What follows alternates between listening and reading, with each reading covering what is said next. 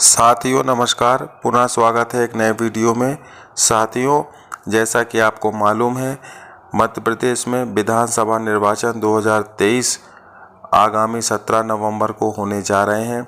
सभी ज़िलों में जो प्रशिक्षण का कार्यक्रम है वो अंतिम चरण में है और सभी हमारे जो मास्टर ट्रेनर हैं जिन्होंने काफ़ी अच्छे तरीके से आपको ट्रेनिंग दी है, तो आप सभी जो अधिकारी कर्मचारी जो मतदान ड्यूटी करेंगे और जिनकी चुनाव में ड्यूटी लग चुकी है, तो उनके लिए ये काफ़ी महत्वपूर्ण हो जाता है कि आपको मतदान प्रक्रिया की जो बारीकियां हैं वो आपको मालूम होना चाहिए।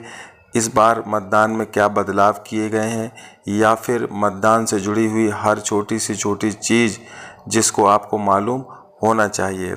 तो साथियों, यहाँ इस वीडियो में मैं आपको 50 काफ़ी महत्वपूर्ण प्रश्न के माध्यम से एक प्रकार का जो टेस्ट होता है वो इसमें मैं आपको बता रहा हूँ।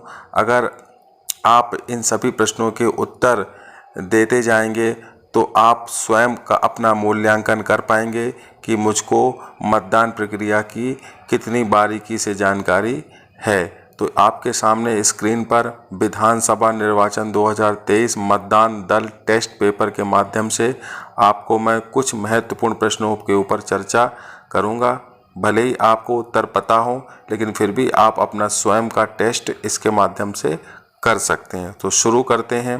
जैसा कि पहला इसमें प्रश्न दिया है, मतदाता रजिस्टर का प्रारूप है। तो इसमें 4 ऑप्शन दिए हैं, तो इसका जो सही आंसर होगा वो होगा 17 का, यानी 17A, जिसको मतदाता रजिस्टर का प्रारूप कहा गया है। चुनाव कार्य में संलग्न शासकीय कर्मचारी द्वारा डाक मतपत्र प्राप्त करने के लिए किस प्रारूप पर आवेदन किया जाता है? तो उसका जो सही आंसर है वो है 12 का। मॉक पोल प्रारंभ करने का समय निर्धारित है मतदान प्रारंभ होने के समय से 90 मिनट पूर्व, यानी 1.5 घंटे पूर्व। इसके पश्चात अगला जो प्रश्न आप देखेंगे, मॉक पोल के समय कम से कम कितने वोट डालना अनिवार्य है? तो इसका जो सही उत्तर है वो है 50 वोट। यदि मॉक पोल के दौरान सीयू में वोट जारी करने समय सीयू के डिस्प्ले में इनवैलिड ऑपरेशन प्रदर्शित हो रहा है तो क्या कार्रवाई की जाएगी? सीयू को ही बदला जाएगा, ऐसा हमको ट्रेनिंग में बताया गया है। थर्ड जेंडर मतदाता के लिए मतदाता सूची की चिन्हित प्रति में मतदान अधिकारी क्रमांक 1 चिन्हांकन करेगा। तो इसमें आप देखेंगे विकर्ण के साथ सरल क्रमांक में स्टार का निशान लगाएगा। वीवीपैट से मुद्रित पर्ची में अभ्यर्थी की निम्न जानकारी अंकित होती है। अभ्यर्थी का चुनाव चिन्ह, जो वीवीपैट मशीन से पर्ची गिरती है उसमें अभ्यर्थी का चुनाव चिन्ह अंकित होता है। वीवीपैट की बैटरी का स्टेटस पता करने के लिए किस बटन को उपयोग किया जाता है? तो जो भी आप टोटल बटन दबाते हैं, वैसे तो इसमें राइट लगा हुआ पता नहीं किया जा सकता, लेकिन कुछ जगह ये बताया गया है कि अगर आप टोटल बटन दबाते हैं तो वहाँ पर सभी प्रकार की बैटरीज का जो स्टेटस है वो आपको पता पड़ जाता है। तो ये आप देख लें अपने स्तर से। चैलेंज वोट के लिए राशि निर्धारित है, तो 2 रुपये सभी को मालूम है। निविदत मतपत्र जारी करने के निर्धारित प्रारूप जिसमें जानकारी अंकित की जाएगी वह है प्रारूप 17 खा, यानी 17B। इसके बाद देखेंगे आप, प्रॉक्सी वोटर की स्थिति में मतदाता को अमिट स्याही लगाई जाएगी बाएं हाथ की मध्यमा पर। वैसे सभी के लिए बाएं हाथ की जो नॉर्मल सामान्य निर्वाचन में व्यक्ति आते हैं उसमें तर्जनी पर लगाई जाती है। इसके बाद आप देखेंगे वास्तविक मतदान के समय सीयू खराब होने पर किस यूनिट को बदला जाएगा? तो सीयू, बीयू, वीवीपैट सभी को बदला जाएगा। मतदान दिवस में वास्तविक मतदान के समय मतदान प्रकोष्ठ में वीवीपैट को किस प्रकार रखा जाएगा? बीयू क्रमांक 1 के बाईं ओर। मॉक पोल के दौरान बीयू खराब होने की स्थिति में किस यूनिट को बदला जाएगा? तो मॉक पोल के दौरान जो भी यूनिट खराब होगी केवल उसी को ही बदला जाएगा। तो सिर्फ बीयू अगर खराब होती है तो बीयू को बदला जाएगा। वास्तविक मतदान के लिए सीयू तैयार करते समय सीयू की सीलिंग करने के लिए आवश्यक सामग्री है। जो हरी पत्र मुद्रा यानी green pepper seal, special tag और एड्रेस टैग। अंधे विकलांग मतदाता के साथी को अमिट स्याही लगाई जाएगी दाएं हाथ की तर्जनी पर। अमिट स्याही का प्रभारी कौन है? मतदान अधिकारी क्रमांक 2। अगर वास्तविक मतदान के दौरान CU, BU, वीवीपैट बदला जाता है तो मॉक पोल हेतु क्या निर्देश है? मॉक पोल किया जाएगा वह प्रत्येक अभ्यर्थी को एक एक वोट डाला जाएगा। मतदान अभिकर्ता की नियुक्ति का प्रारूप है प्रारूप 10। वास्तविक मतदान के दौरान वीवीपैट खराब होने की स्थिति में CU, BU, वीवीपैट बदला जाएगा और मॉक पोल होगा। मतदाता की चिन्हित प्रति का प्रभारी होता है मतदान अधिकारी क्रमांक 1। किसी मतदान केंद्र का पोलिंग एजेंट बन सकता है कोई भी मतदाता। इसके पश्चात वैसे इसमें सिर्फ जो मतदान केंद्र का मतदाता है वही इसका आंसर होना चाहिए, वैसे आप देख लें। मतपत्र लेखा का प्रारूप है 17C। CU या वीवीपैट के पावर पैक मतदान के दौरान बैटरी लो होने पर क्या कर सकते हैं? CU, वीवीपैट दोनों की बैटरी बदल सकते हैं। वीवीपैट में मुद्रित पर्ची स्क्रीन पर कितने समय तक दिखाई देती है?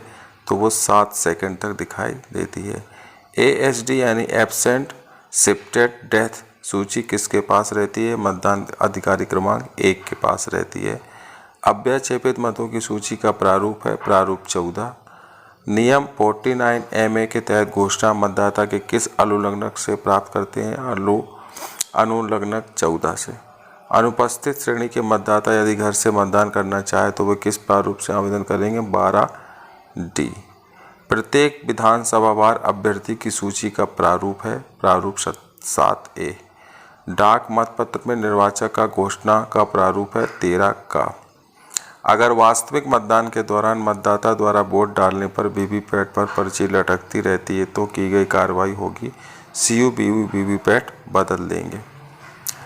CU की प्रभारी होता है मतदान अधिकारी क्रमांक 3।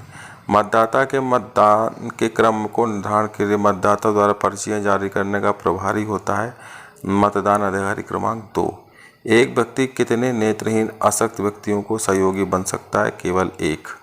टेस्ट वोट किस नियम के तहत करवाया जाएगा? 49MA।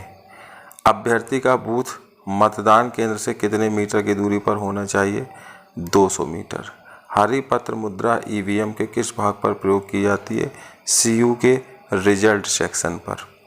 ASD मतदाता से अनुलग्नक में घोषणा ली जाती है अनुलग्नक 13 में। CU, BU, वीवीपैट का कनेक्शन होता है CU, वीवीपैट और BU यानी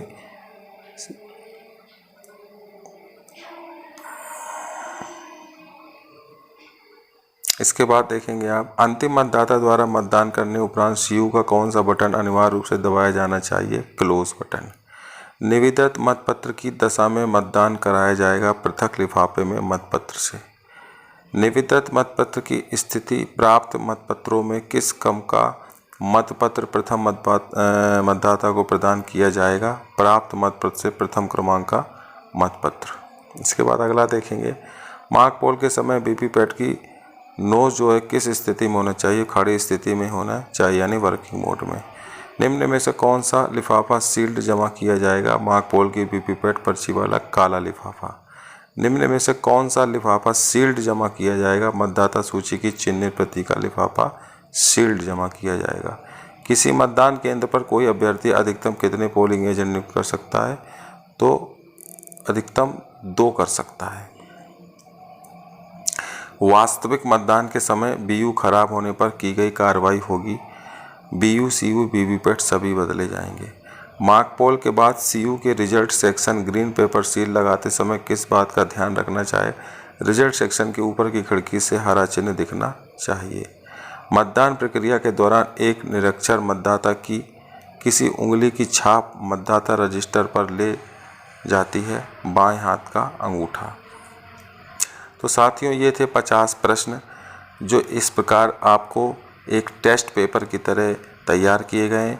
इन प्रश्नों में ज़्यादातर जो उत्तर हैं वो सही हैं, लेकिन भूलवश गलतीवश अगर किसी कारण से इसमें जो राइट के निशान लगे हैं अगर वो गलत लग गए हैं तो आप को जो प्रशिक्षण या भारत निर्वाचन आयोग द्वारा जो सही जानकारी दी है आप उसी को सही माने, अंतिम जानकारी वही सही होगी। लेकिन मेरे इस वीडियो में मेरे द्वारा जो उत्तर बोले गए हैं उनको भी आप भली भांति जो आपको प्रशिक्षण में बताया गया है या भारत निर्वाचन जो चुनाव आयोग की जो गाइडलाइन है उसमें जो भी बताया गया है उसी को आप जो प्राथमिकता दें। इसको जो मैंने आपके लिए ये वीडियो तैयार किया है ये एक नॉलेजेबल वीडियो है। इसमें आप अपने स्तर से भी इन उत्तरों को सही व गलत इसमें आप कर सकते हैं। चूँकि मुझे जिन उत्तरों के बारे में जितनी जानकारी थी वो मैंने इसमें आपको शेयर किया है, तो इन प्रश्नों के माध्यम से आप अपना स्वयं का मूल्यांकन कर पाएंगे और उम्मीद है इस वीडियो के माध्यम से आपको काफ़ी बारीकियां समझ में आ गई होंगी। तो साथियों इस तरह के अन्य वीडियो को आपके पास लेकर आएंगे।